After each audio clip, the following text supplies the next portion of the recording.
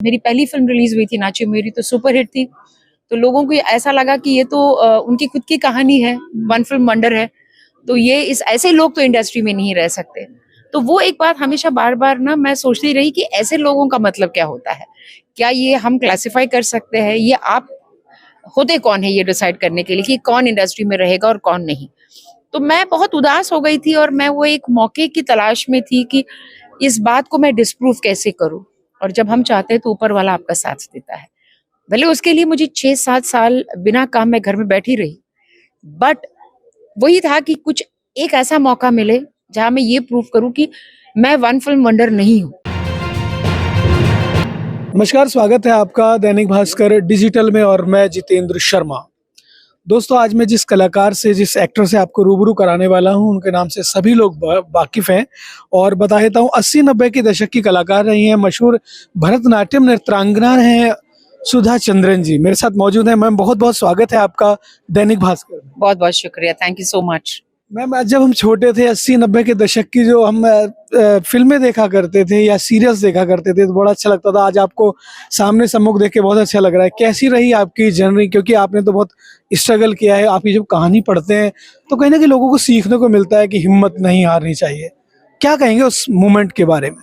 हाँ जी, बहुत ही एक लंबी जर्नी रही है, बिकॉज जब मेरी पहली फिल्म रिलीज हुई थी नाची मेरी, तो सुपर हिट थी। तो लोगों को ऐसा लगा कि ये तो उनकी खुद की कहानी है, वन फिल्म वंडर है, तो ये इस ऐसे लोग तो इंडस्ट्री में नहीं रह सकते।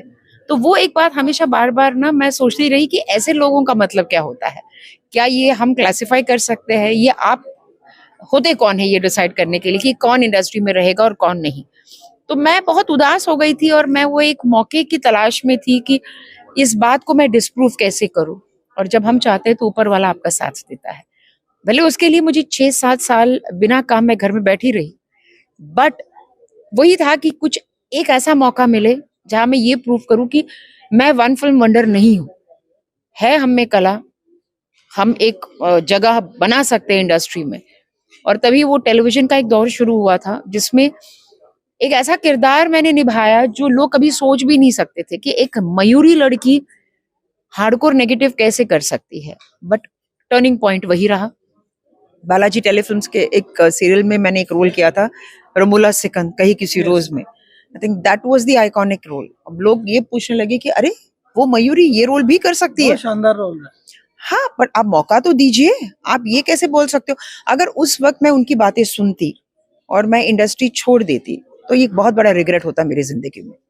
नागिन जैसे सीरियल में हमने आपको देखा है, उसमें जो किरदार आपने निभाया उसे लोग बहुत प्रभावित हैं। उसके बारे में क्या कहेंगे?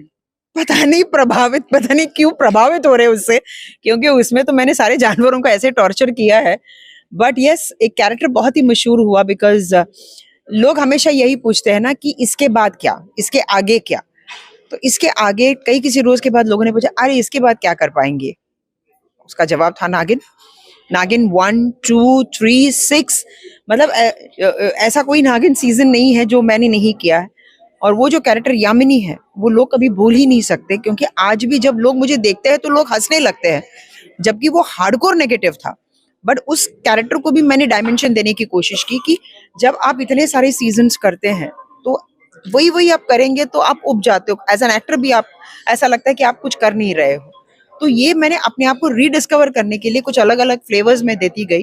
एंड थैंक्स जो प्रोड्यूसर्स, जिन प्रोड्यूसर्स के साथ मैं काम करती हूँ वो मुझ पर बहुत भरोसा करते हैं, स्पेशली एकता कपूर। मैं जो भी करती हूँ उनको ऐसा लगता है कि नहीं, ये किरदार, ये एक्ट्रेस जो है वो गलत नहीं जा सकती।